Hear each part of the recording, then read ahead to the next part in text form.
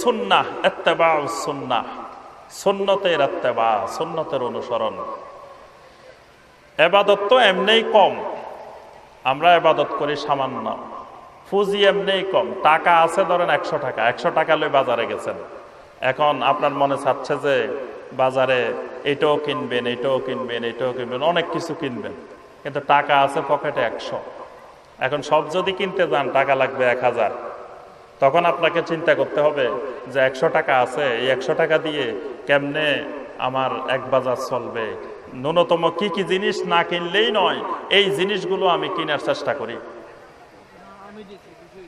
এরপরে আপনি হিসাব নিকাশ করে তো ওই 100 টাকা খরচ করতে হবে। ইচ্ছা করলেই, নিজে চাইলেই তো আপনি যা ইচ্ছা তাই কিনতে পারবেন না।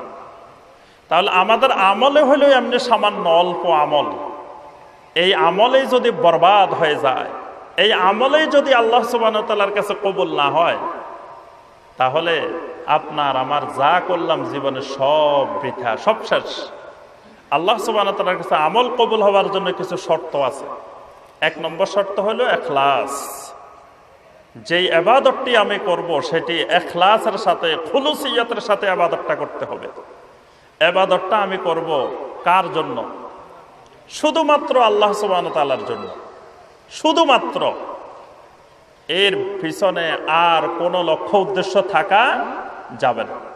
আমি সালাত আদায় করব, নামাজ পড়ব কার জন্য? আল্লাহ রাব্বুল আলামিনের জন্য। যদি মনে করি প্রতিদিন নামাজ পড়ি না, আজকে আমার মেয়ের শ্বশুর আসছে, বেয়াই সাহেব আসছে, আজকে যদি নামাজ না পড়ি তাহলে তারা বলবে যে বেয়াই সাহেব দেখো নামাজ পড়ে না। বেয়াই সাহেবদেরকে দেখানোর জন্য আমি যদি মসজিদে গিয়ে বেয়াই সাহেবদের সাথে নামাজ পড়লাম, অন্য সময় পড়ি না, তাহলে কি ঈমান থাকবে? আপনি তো নামাজ আল্লাহর জন্য পড়েন নাই, নামাজ পড়ছেন ওই বেয়াই সাহেবের দেখানোর জন্য। এরকম যদি নামাজের পিছনে অন্য কোনো উদ্দেশ্য থাকে, কিছু কিছু ভাইকে আমরা দেখি সারা বছর নামাজের খবর থাকে না, নির্বাচনের সময় আসলে আমরা মসজিদে মসজিদে দেখি, কি বলেন, মসজিদে গেলে নামাজটাও পড়া হইব, পাশাপাশি ভোটও নির্বাচনী প্রচারণা চালানো যাইব। তাহলে এই নামাজ পড়লে নামাজ হবে? হবে না, কারণ এটা আল্লাহর উদ্দেশ্যে না, এটা হলো আমার অন্য কাজের লক্ষ্য উদ্দেশ্য নিয়ে। কিছু ভাই আছে দেখবেন যে ওয়াজ মাহফিলেও সভাপতি, আবার গান বাজনার অনুষ্ঠানেও সভাপতি।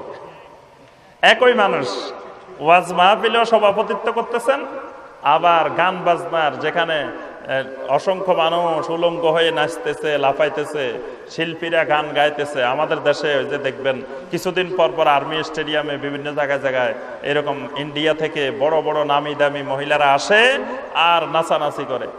তো এইরকম নাচানাচির অনুষ্ঠানেও সভাপতি, আবার গানের আবার ওয়াজ মাহফিলেও সভাপতি। তাহলে এই ওয়াজ মাহফিলের সভাপতি যদি হয়, এই ওয়াজ মাহফিলের সভাপতির দ্বারা কোনো সওয়াব পাবে? কারণ উনি ওয়াজ মাহফিলের সভাপতি আল্লাহর জন্য হয় নাই, পিছনে অন্য মতলব আছে, যে তার প্রচারণা বা অন্য কোনো লক্ষ্য উদ্দেশ্য নিয়েই।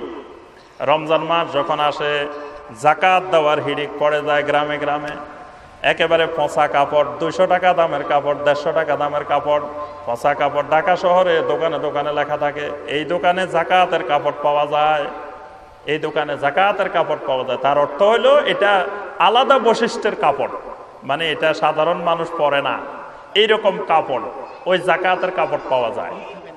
তো এই যাকাতের কাপড় দেখা যায় বস্তা ভরে গ্রামে নিয়ে আসলো, গ্রামে নিয়ে এসে মানুষকে যাকাত দিতেছে।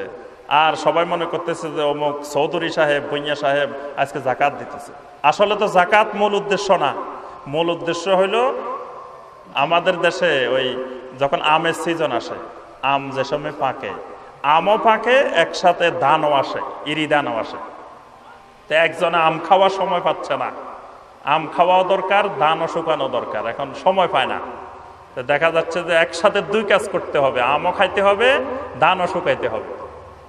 তো এই জন্য আমাদের দেশের ভাষায় একটা কথা আছে যে 1 কামে 2 কাম, ধান গাড়ে 6 আম। এটা নোয়াখালীর ভাষা, যে একসাথে 2 কাজ, ফাঁয়ে চলবে, ধান গাড়তেছে, ধানের মধ্যে ধান শুকানো দরকার, আর হাত দিয়ে মুখে আম খাওয়াও চলতেছে, দুইটাই চলতেছে একসাথে। আম খাওয়ার কাজও চলে, ধানের কাজও চলে।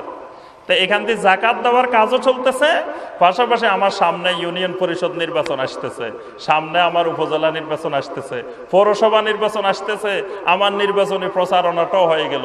যেই লোকের হাতে আমি একটা শাড়ি তুলে দিলাম, লুঙ্গি তুলে দিলাম, সেই লোক আমাকে ভোট না দিয়ে কারে ভোট দিব? তো এক কাজে দুই কাজ হয়েছে না? আল্লাহ সুবহানাহু ওয়া তাআলার যে কোনো ইবাদতে এইরকম আল্লাহ ছাড়া যদি আর কোনো লক্ষ্য উদ্দেশ্য থাকে, আল্লাহর সন্তুষ্টি ছাড়া কোনো লক্ষ্য উদ্দেশ্য থাকে, তাহলে ওই লোকের ওই ইবাদত আল্লাহ পাক কবুল করবেন না। আল্লাহ পাক স্পষ্ট ভাষায় বলছেন, ওয়ামা উমিরু ইল্লা লিয়াবুদুল্লাহা মুখলিসিনা লাহুদ্দিন হুনাফা। আল্লাহর নির্দেশ হলো আল্লাহর ইবাদত করতে হবে মুখলিসিনা লাহুদ্দিন, খালেস ভাবে আল্লাহ রাব্বুল আলামিনের জন্য।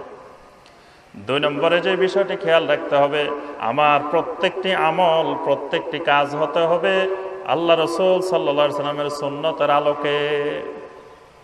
নবী সাল্লাল্লাহু আলাইহি ওয়াসাল্লাম যেই কাজ যেভাবে করেছেন, যেই কাজ যে সময়ে করেছেন, সেইভাবে সুন্নতকে অগ্রাধিকার দিয়ে, সুন্নতকে প্রাধান্য দিয়ে সুন্নতের আলোকে করতে হবে। নামাজ পড়বো, সেই নামাজটা হবে মুহাম্মদ রাসূলুল্লাহ সাল্লাল্লাহু আলাইহি ওয়াসাল্লামের নামাজের মতো। দাড়ি রাখবো, দাড়িটা হবে মুহাম্মদ রাসূলুল্লাহ সাল্লাল্লাহু আলাইহি ওয়াসাল্লামের দাড়ির মতো। আজকের যুগে দেখবেন কত রঙের, কত ফ্যাশনের, কত ডিজাইনের দাড়ি, এখান দিয়ে একটু থাকে, এখান দিয়ে একটু নাই, এখান দিয়ে একটু আছে, ওখান দিয়ে একটু নাই। তারপরে পৃথিবীর বিভিন্ন ইহুদি খেলোয়াড়, নাসারা খেলোয়াড়, মুশরিক গায়ক, তারপরে কোন ডিজাইনের চুল রাখতেছে, কোন ডিজাইনের দাড়ি রাখতেছে, ওই ডিজাইন, ওই স্টাইল, ওইটাই ফলো করে আমাদের যুবকেরা চুল রাখে, দাড়ি রাখে। এই চুল দাড়ি রাখাও বড় ধরনের গুনাহ এবং কবিরা গুনাহ। চুল দাড়ি সব কিছুর অনুকরণ করতে হবে মুহাম্মদ রাসূলুল্লাহ সাল্লাল্লাহু আলাইহি ওয়াসাল্লামের। আমার রাসূলের দাড়িগুলো কেমন ছিল, সাহাবায়ে কেরাম রিদওয়ানুল্লাহি তাআলা আলাইহিম আজমাইনের দাড়িগুলো কেমন ছিল, চুলগুলো কেমন ছিল, সেগুলো ফলো করে সেলুন দোকানে গিয়ে বলতে হবে, ভাই আপনার কাছে আবু বকর সিদ্দিক রাদিয়াল্লাহু তাআলা আনহুর চুলের কাটিং ডিজাইনের স্টাইল আছে কিনা, আমি সেই স্টাইলে চুল কাটতে চাই। আমি ওমর ইবনে খাত্তাব রাদিয়াল্লাহু তাআলা আনহুর স্টাইলে চুল কাটতে চাই। আমি ওসমান ইবনে আফফান রাদিয়াল্লাহু তাআলা আনহুর স্টাইলে চুল কাটতে চাই। আমি সেই মক্কার যুবক শাবাবে মক্কা আলী ইবনে আবি তালেব রাদিয়াল্লাহু তাআলা আনহুর স্টাইলে চুল কাটতে চাই। আজকে মুসলিম যুবকেরা বলে যে আমি ওই অমুক অমুক তমুক বিভিন্ন খেলোয়াড়, বিভিন্ন গায়ক, বিভিন্ন গান গায়, নাচে, তারপরে ভালো খেলে, ওদের স্টাইলে তারা চুল কাটতে চায়, দাঁড়িয়ে রাখতে চায়। অথচ মুসলিম যুবকদের আদর্শ হবে মুহাম্মদ রাসূলুল্লাহ সাল্লাল্লাহু আলাইহি ওয়াসাল্লাম। আল্লাহ পাক কোরআনে কারিমে স্পষ্ট ভাষায় বলে দিয়েছেন, লাকাদ কানা লাকুম ফি রাসূলিল্লাহি উসওয়াতুন হাসানা।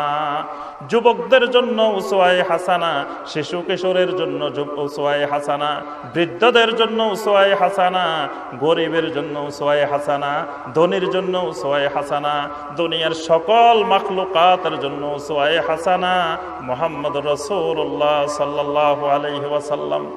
এজন্য আল্লাহ পাক বলে দিয়েছেন, ওয়ামা আতাকুমুর রাসূলু ফাখুযুহু ওয়ামা নাহাকুম আনহু ফান্তাহু। আমার রাসূল তোমাদেরকে যেটা ধরতে বলেন, যেটা করতে বলেন, সেটা করো। আমার রাসূল যেটা করতে নিষেধ করেন, সেটা থেকে বিরত থাকো। দোয়ার